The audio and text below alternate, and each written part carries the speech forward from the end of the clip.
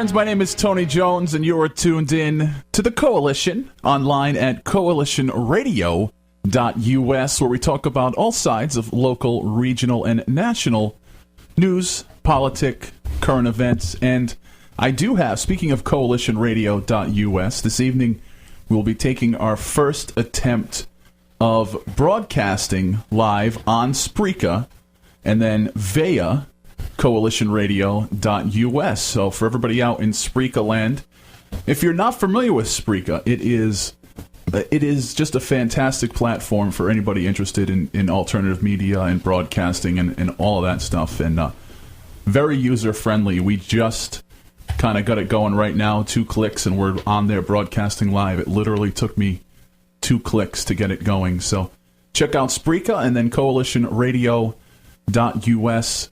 My name is Tony Jones. Christine's here. Hello, Tony. P.O. Taxpayer is here. Hey now. P.O. Friday night, Liberty Drinks.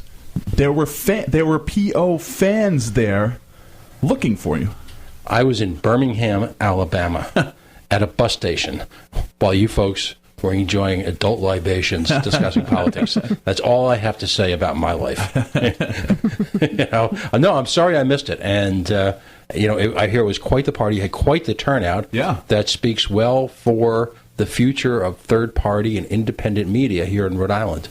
I'm convinced we're a hotbed for that. I'm convinced we've got fertile ground. And as, we're going to reflect a lot on some of the Facebook postings we've gotten this week. And a Facebook friend of mine, Jay Ferguson, I haven't met Jay yet. Seems like a hell of a guy. I hear he's a hell of a blues singer. And, I think he posts for a lot of us when he posts out that there's the absence of any candidates that excite any emotion on any level and any part of the state. I just want to mention, too, that these were friendly P.O. fans. Like, they weren't there to... They didn't have... Usually, if there's a fan there for you, for some reason, and I don't know why, they usually have a pitchfork, a lit torch. A subpoena. Or all the above. Some type of IED. It's... Or a small child that looks like you. What was that, the Ugly Baby episode from Seinfeld? No, it appears that, as I spend more quality time on Facebook, that I do seem to draw reactions from folks. We'll just go with it, No press is... Bad press is no press at all. So, and I hope you're going to do more of those, Tony. I hope you'll have an opportunity to present that type of forum for folks, because I just think they're looking. I mean, where have you gone? I specifically went with and I did have people ask me about it. I specifically went with the no format because I wanted everybody to have the chance to hang out and talk.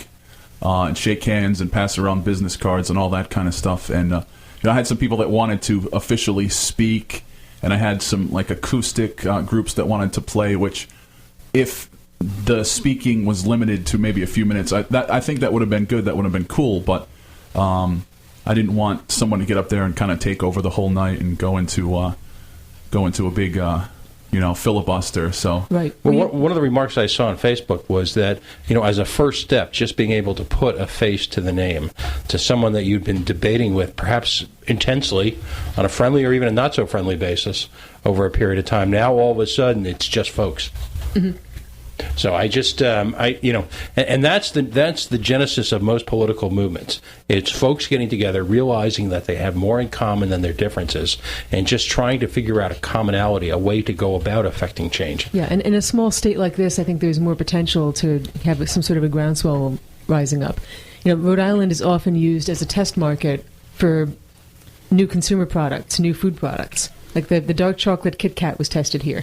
Wow. Apparently not enough people bought it, aside from me. As was, I'm not a big enough market on my own. And I loved it, too. It was test marketed here, and it didn't catch on, unfortunately.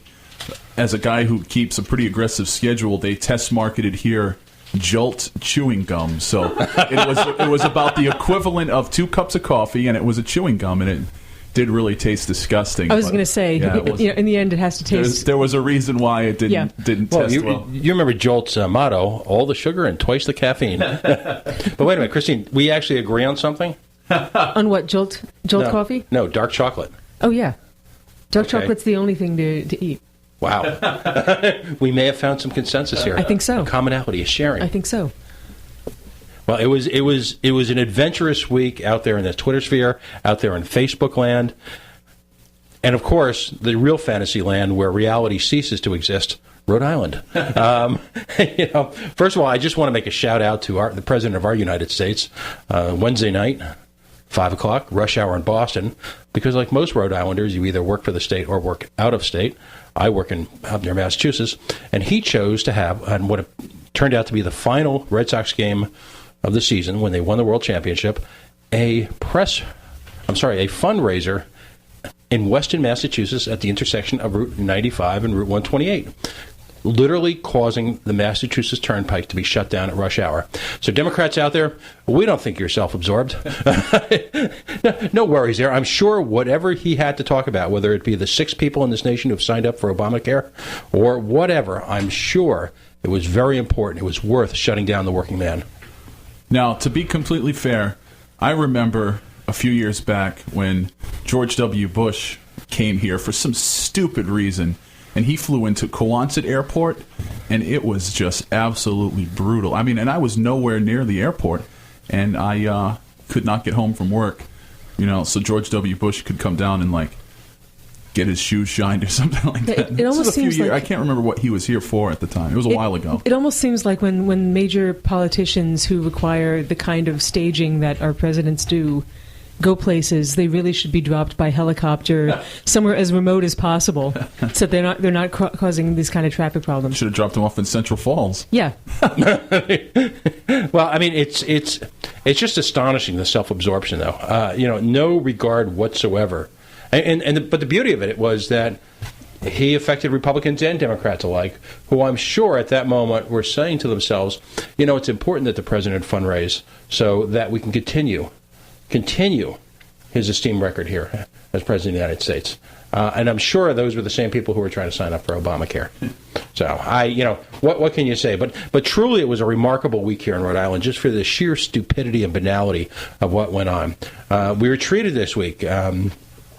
And it's interesting what evokes reaction on Facebook. The analogy I drew to the New York Times article talking about the Superman building, that iconic building that really wasn't in the Superman TV show, but kind of looks like it did. And we like being able to say that when we give directions. Okay. Those Rhode Island anecdotal directions. Go past where the train station used to be, turn left at the building that isn't really the Superman building. Now we can say you turn left at where the big pink building used to be. Well, we were treated to a full-page article about the Superman building, and it's, what appears to be its imminent demise, that the lights were off and it needs a hero. And, first of all, the background to an article like that, I can only imagine that somebody worked in a campaign with somebody, and somebody decided that somebody, help me out. Like Glenn Close arising from the bathtub in the climax. Well, here we go again. This had been thrashed to death a few months ago, but it would appear that the MO of the people who run Rhode Island is, let's just exhaust people. Let's keep going back to the well, back to the well, back to the well. Now, whether you're a libertarian and you believe in small government and fiscal responsibility and the realization that government should not be involved in resuscitating failed private enterprises, or if you come from the Occupy movement where you're against corporate kleptocracy, this is just disgusting. So someone decided, okay, we owe somebody a favor, so let's write a puff piece about this building, and let's see if we can gin up some genuine outrage. And you could tell when the people responsible for it are ready and waiting at the phone and just coincidentally contribute something, you can tell that it's a coordinated media effort. So a shout out to Bill Fisher, I guess, who's the hired hack honcho, all right, for the development company. Tony, you being the third, the new media aficionado, this is William J. Fisher. So let's give a Twitter shout out. Folks, if you're listening or you listen to our podcast this week and you find offensive the notion that in the year 2013 in the state of Rhode Island, you would have a private enterprise who successfully has raised hundreds of millions of dollars from the free market on its own, who considers themselves capitalists, if you're offended by the notion that they're coming hat in hand to you, the Rhode Island taxpayer, or across New England to any taxpayer, if that just pisses you off, all right, then you need to know that William J. Fisher. Now tell me, it's William J. Fischer. Now, does a hashtag come before, or does it come after, Tony? Help me out here. It comes before. I can't read anything on this piece of paper. What is that in? Sanskrit? William J. Fisher is his Twitterverse address. So send him a little love, send him a shout out from the coalition, and just let him know that no, we're not going to give him $75 million. And by the way, it's a magic number here in the state. It resonates. $75 million to renovate a building that these dopes paid $33 million for, knowing the main tenant would leave. Actually, why don't we ask Kurt Schilling to pass that $75 million over? Or maybe is there a Red Sox hero from this week's efforts, that we could use to be? I mean, it wasn't one of them making a spectacle of himself. I think, especially so. I can't remember which one it was. I think they all are, but okay. Which is great. I mean, congrats to them. That could work because if each of them kicks in a small amount of money, we could get to the $75 million. Maybe just they can hire Tom Brady to there you go. To push the effort, and then we'll fall like lemmings in line and just stroke a check. We'll borrow money, right? Because he's so handsome and all, right? That, by the way, the hallmark of 38 Studios. Remember, wasn't that just that we loaned them the money? We borrowed the money to loan them the money. Right. So we didn't even have the money. So there's that, and there's also the fact that we don't know anything about the video game industry. Right. And it's a risky industry to begin with. Well, real estate's not risky, so this should be okay, right? I mean, 70. We now have to, for 38 Studios, lest you forget, borrow money, all right, to pay off the debt that we borrowed money to loan. Mm-hmm. So when you think about the real impact of it, it's hundreds of millions of dollars. I mean, we eventually could be talking about real money here. And right around the corner from our very studio, we have the arcade building, which I inquired for an apartment, and they actually have a waiting list. And she explained to me it was a very long waiting list to get in there for these. Is it a long waiting list because people really want them, or because they're not finished yet? I think it's because they're super affordable, ridiculously affordable. I think they're also quite small. Have you been in them? No, I did see the. I don't know. I don't know that you'll fit. I believe my girlfriend's direct quote was, "We will kill each other in there." This would be the loft. They're doing like an efficiency type thing. I think it's about the size of this studio. Yeah. I'm not joking. I think it actually is roughly this size. It's about the size of my first apartment. So yeah. So the question is, at what point in time do we stop attempting to resuscitate a market and spend taxpayer money to fill a need that doesn't exist? I mean, the notion that we can build luxury apartments in downtown Providence and pray like hell someone will build them. I mean, aren't a lot of the apartments just on the other side of Water Place Park being utilized as dormitories?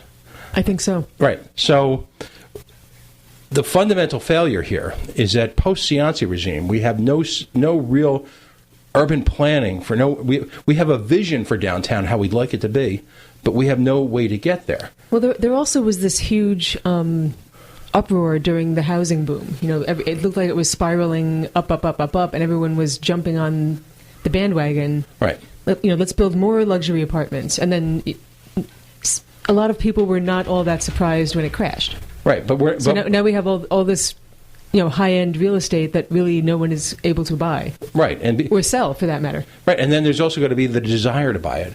Now, I spend a lot of my free time. I'm a Providence guy as opposed to a Boston guy. I live equidistant between the two, but I'd much rather go out in Providence. Mm-hmm. But ultimately, there's a difference between having a destination night spot and a place to live. Now, recently, the city of Providence denied the ability of one of the few businesses down there, a private company